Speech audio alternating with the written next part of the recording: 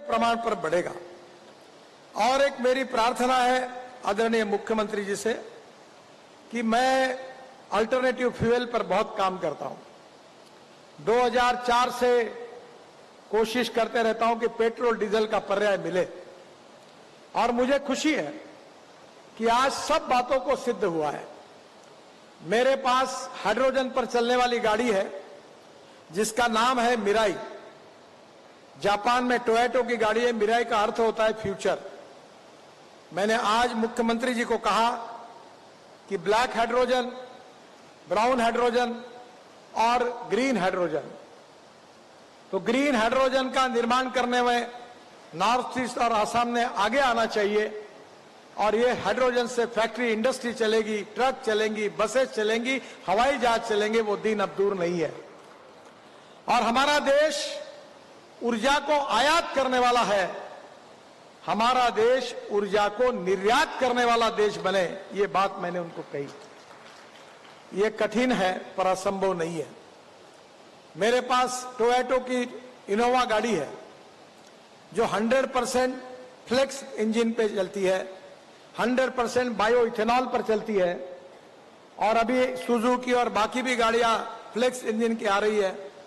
ये जो गाड़ी है इसमें 100% बायो इथेनॉल, जो कट राइस, जो broken rice, corn, bamboo, rice straw, molasses, sugar cane juice से बनता है, उस इथेनॉल से ये गाड़ी चलती है।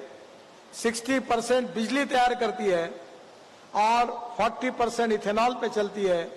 पेट्रोल का भाव है 120 रुपए लीटर और इथेनॉल का भाव है 60 रुपए litre.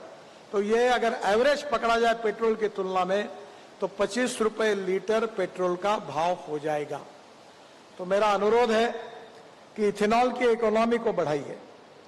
Assam petroleum 800 ton methanol बनाती है।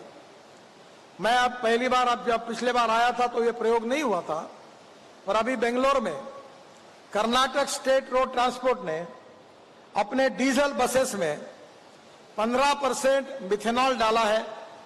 मिथेनॉल का रेट है 25 रुपए लीटर और डीजल का रेट है 110 रुपए लीटर।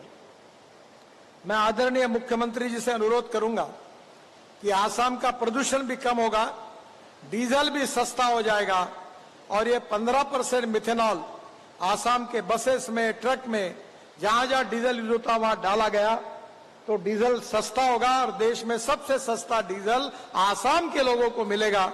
ये भी प्रयोग आप शुरू करिए।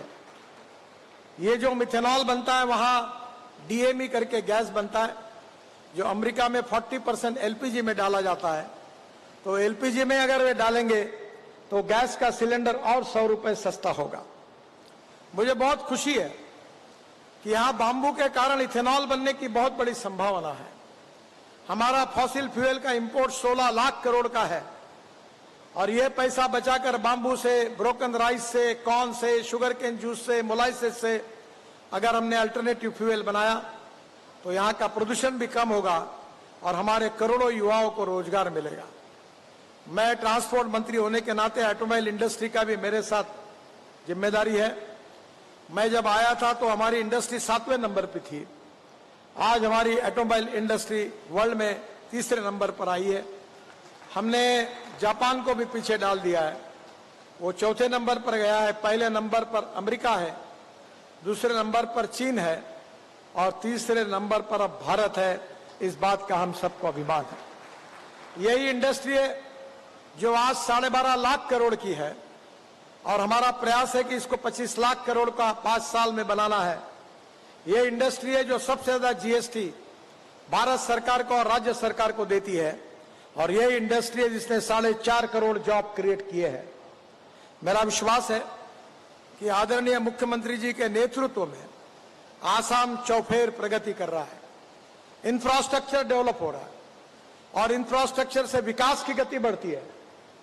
मुझे याद है कि American president John F Kennedy का एक बहुत अच्छा स्टेटमेंट मैंने अपने ऑफिस में लिख कर रखा है। उन्होंने कहा था कि American roads are not good because America is rich, but America is rich because American roads are good. मुझे विश्वास है कि जो रोड का इंफ्रास्ट्रक्चर अमेरिका के बराबर करने की हमारी कोशिश है, उसके कारण आसाम में इंडस्ट्री आएगी। अगर इंफ्रास्ट्रक्चर अच्छा होगा तो ट्रेड, बिजनेस और इंडस्ट्री और एग्रीकल्चर को बढ़ावा मिलेगा। और इंफ्रास्ट्रक्चर में water, power, transport and communication, 4 चीजें होगी तो इंडस्ट्री, ट्रेड, बिजनेस, एग्रीकल्चर को बढ़ावा मिलेगा, ग्रोथ रेट बढ़ेगा, तो आसाम देश का सुखी, समृद्ध और संपन्न राज्य बनेगा। इस देश में रोजगार निर्माण करने वाली इकोनॉमी हमारे लिए सबसे बड़ी आवश्यकता है। हमारे में बहुत बड़ी क्षमता है। ये देश के सामाजिक आर्थिक चित्र को बदलने की क्षमता हमारे बीच में है, पर काम करने की आवश्यकता है। मुझे बहुत खुशी हुई कि कल गुवाहाटी में एक यूनिवर्सिटी ने मुझे डिलीट दी, वो इंफ्रास्ट्रक्चर डेवलपमेंट में काम करने के लिए दी। मेरी ये 7वीं डिलीट थी जो कल मुझे मिली। मैं इतना तो विद्वान नहीं हूं, इसलिए डॉक्टर नहीं लगाता। मुझे पता है कि politics is the instrument of socio economic reform. इस देश को सुखी, समृद्ध, संपन्न बनाना, शक्तिशाली बनाना। प्रधानमंत्री का सपना है कि $5 ट्रिलियन की इकोनॉमी बनाना, विश्व गुरु बनाना, और इतना ही नहीं तो देश की सबसे बड़ी अर्थव्यवस्था बनाने का हमारा सबका उद्देश्य है। प्रधानमंत्री जी ने कहा है कि जल्दी हम 3रे नंबर पर जाएंगे, और ये उसी समय संभव होगा कि जब राज्यों का भी विकास होगा।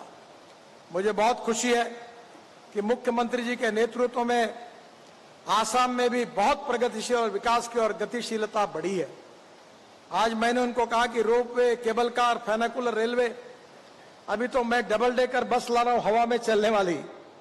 ये गुवाहाटी के रोड देखकर मैं मुख्यमंत्री जी को कहूंगा मेरे पास आइए, मैं हवा में चलने वाली 250 लोग बैठे हुई ऐसी स्काई बस आपको बना के दूंगा।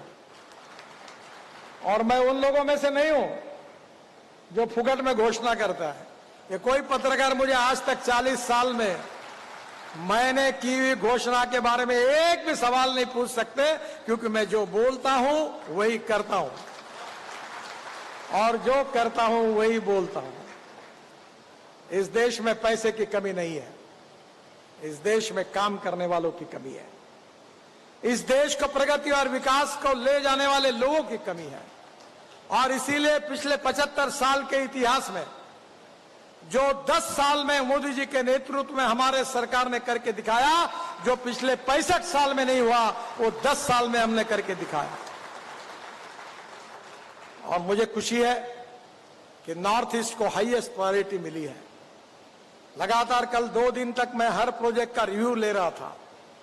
बहुत तेजी से नॉर्थ ईस्ट बदल रहा है, आसाम बदल रहा है, और आने वाले समय में आसाम प्रगतिशील, समृद्ध, संपन्न, विकसनशील राज्य बनेगा। यहाँ के युवाओं को रोजगार मिलेगा, ग्रोथ रेट बढ़ेगा, टूरिज्म बढ़ेगा। नॉर्थ ईस्ट में दुनिया के लोग टूरिज्म के रूप में आएंगे और यहाँ के युवा लोगों के हाथों को काम मिलेगा। यही हमारा सपना है। मुझे बहुत खुशी है कि प्रगतिशील, समृद्ध, संपन्न आसाम की प्रगति देखकर मुझे रहा नहीं जाता। मैं फिर से एक बार मुख्यमंत्री जी को, उनके मंत्रिमंडल के सभी साथियों को, हमारे सांसदगण को और आसाम की जनता को मैं हृदय से बहुत बहुत धन्यवाद देता हूं, आपका अभिनंदन करता हूं, आपको शुभकामनाएं देता हूं। मेरे साथ जोर से कहिए, भारत माता की, भारत माता की, भारत माता की। धन्यवाद। आपकी